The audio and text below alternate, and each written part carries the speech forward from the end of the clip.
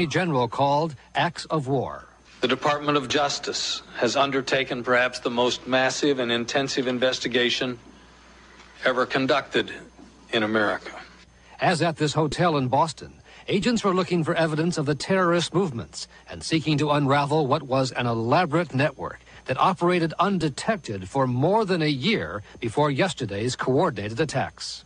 The 4 planes were hijacked by between 3 and 6 individuals per plane, using knives and box cutters, and in some cases making bomb threats. Starting last night, the FBI seized a car left at the Boston airport that led them to the identity of one of the estimated 12 terrorist hijackers, an Egyptian national by the name of Mohammed Atta.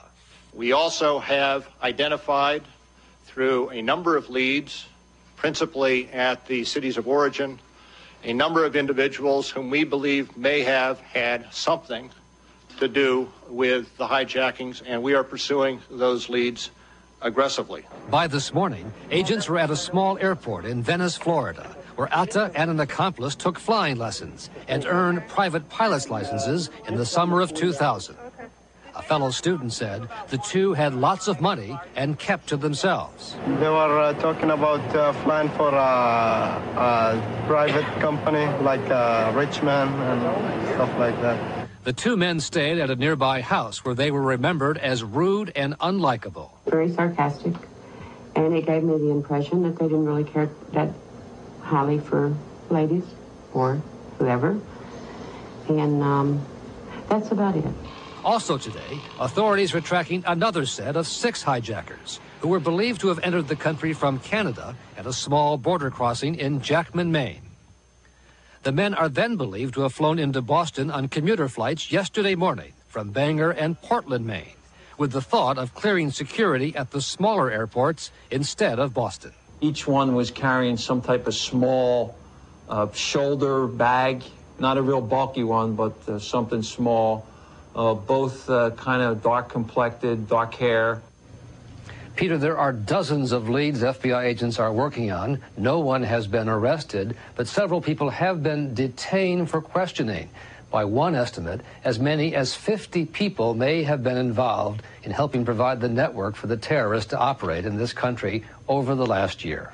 Peter? I watched Brian Ross, who's been working on the investigation. I don't think anybody's been working harder on this investigation than John Miller has, who has been with us day and night on this. So take this and enlarge it or add to it as you will in terms of what we really think is going on today. Well, the roundup, and I don't mean the roundup of people, the roundup of what's going on in the investigation, 3 are being held in Boston. We'll get back to them. 3 were arrested or detained. There are some semantics here. From a train in Providence, Rhode Island, being held on immigration charges. This is where Amtrak was actually stopped and people were taken off and people were Federal agents boarded the plane, identified these people and have detained them. FBI agents in Newark are looking for the trail of several men they believe who departed on that flight from Newark to San Francisco. So what you see is the FBI is assuming that there are 12 to 25 or 26 hijackers, depending on if each flight had, 3 or 6, are presumed dead in the crashes. But they are seeing traces that there were other people, associates, support people left behind. Now, what they're doing is something they've done before, right around the Millennium celebration, when they felt that there was an imminent attack. They used the immigration laws to sweep out through Boston, again, ironically, and other cities, and pick up people who were on their watch lists, who they had information and tips about. Today in Boston, you see this dramatic scene unfolding. A heavily armed Boston SWAT team entering the Westin Hotel just off Boylston Street in Copley Plaza. This came about when FBI agents followed the paper trail from that car at the airport, the car they believe the hijackers used, to a hotel. They were not expecting to find anyone in the hotel room. To their surprise, as they approached to conduct a search, 3 people came out of the room, 2 women and a man. They put them in custody to identify them, to question them, and ultimately they are also being detained on an immigration charge. Searched the room.